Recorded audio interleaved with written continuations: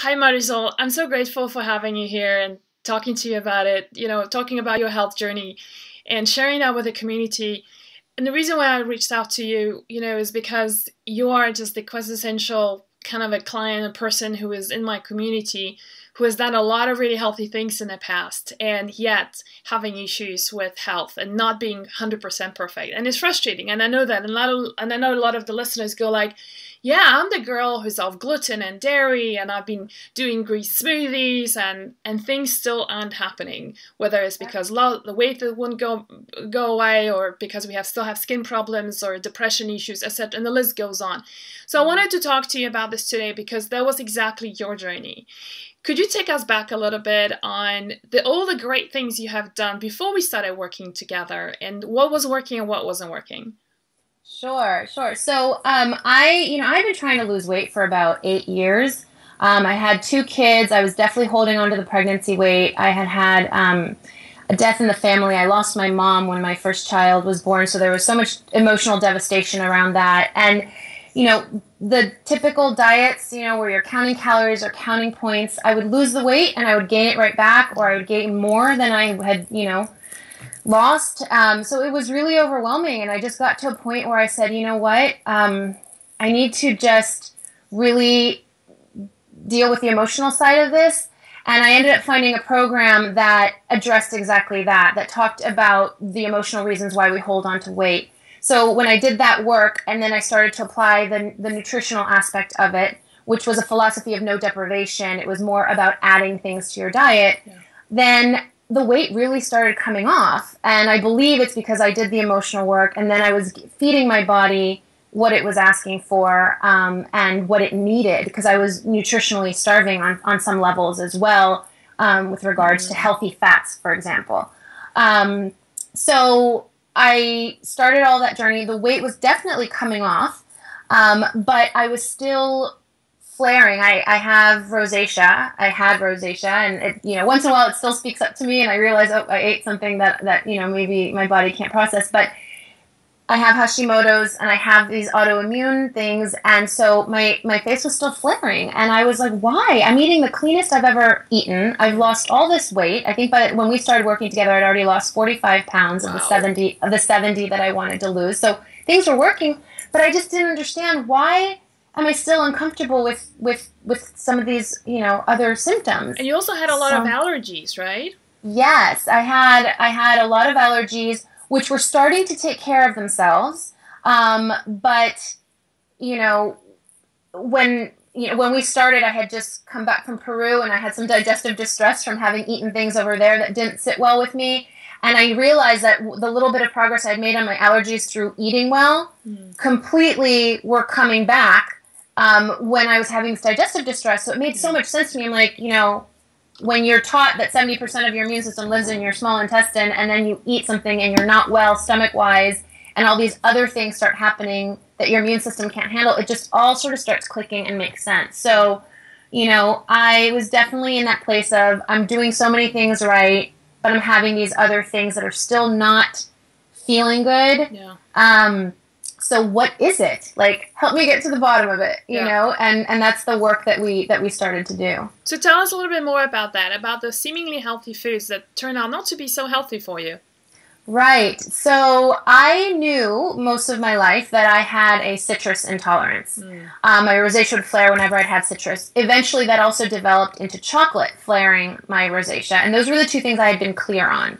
So when we started working together, we ended up doing an elimination diet, and we pulled out more things. And you said, I suspect you have a histamine intolerance, which I had no idea what that was. I was like, a what? Wow. And you started describing some of the foods that are high in histamine, and it includes wonderful, beautiful things like tomatoes, pineapple, olives, fermented foods like sauerkraut that are so healthy for our intestinal, health. Yeah. And vinegar. I'd done a detox, and, drinking water with lemon was part of that, which I couldn't do because of the citrus. So then I was having apple cider vinegar with my water, which I loved. I loved waking up and having that, and feeling like I was cleansing. And then really it was the apple cider vinegar that I was drinking so much of that was continuing the rosacea to be flaring. So, it's not about what's healthy in the world. It's about what's healthy that for your body, that your body can actually, you know, process and be happy with. Yeah.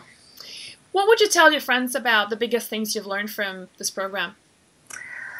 Oh, I mean, I would say, you know, it was wonderful to really be able to drill down and put my finger on what it is that was continuing to have me, you know, feeling uncomfortable, which for me was, you know, the allergies or the rosacea.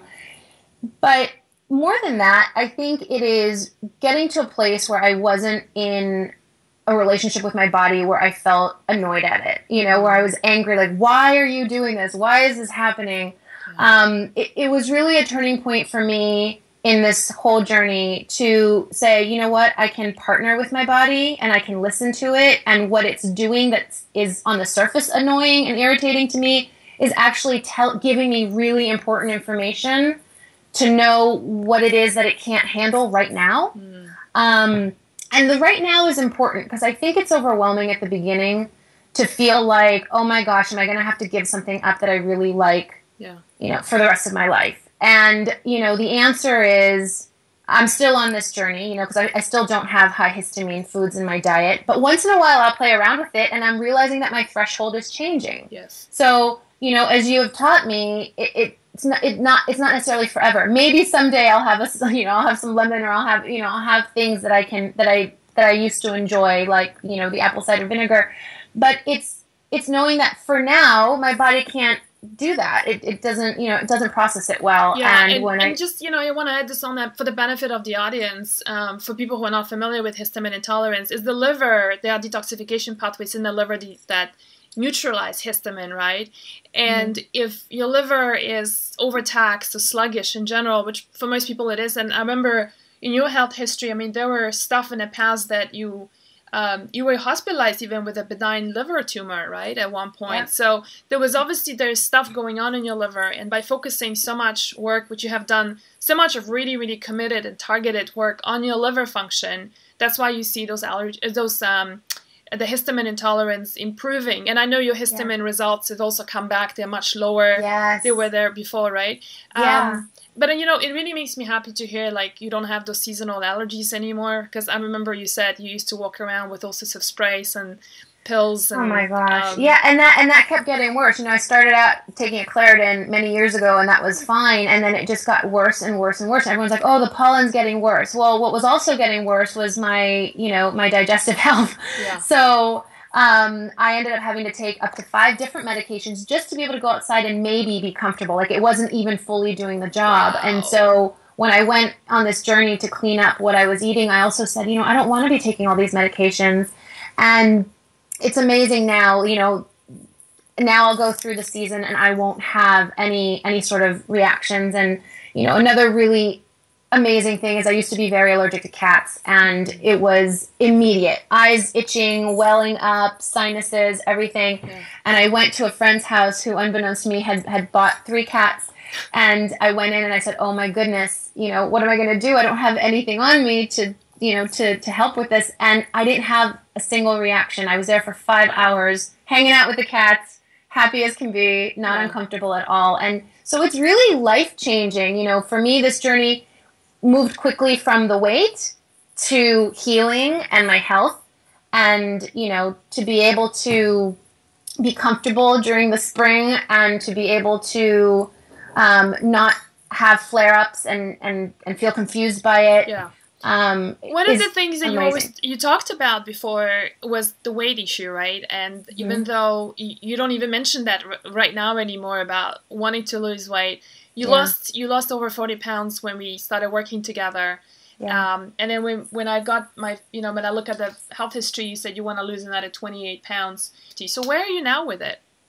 So now, I mean, I continued to lose as, you know, as we worked together. I continued to do everything, and then, you know, add in the things that we were talking about. And so I've lost a total of 70 pounds. I haven't hit my goal weight. I'm like a few pounds off of it, but it doesn't really even matter anymore. For me, it was really a journey. It turned into a journey to feel better. Yeah. And I truly believe that if those other pounds are going to come off, it will be when my body is ready to do it. I've just come to a place where I'm like, all right, body, I trust you. Like you know, you're gonna know when it's time to let that go. And if it doesn't, that's fine too. I just feel healthy again, which I hadn't felt for almost, 10 years. Yeah. And that's priceless to me. Awesome. Yeah. Thank you so much for sharing your story with us. You're welcome. I really think this is gonna be an inspiration for so many people out there, Marisol. Oh, it's my pleasure. I hope that it can help, anyone who's feeling just like stuck and not sure, how to move forward. Thank you. You're welcome.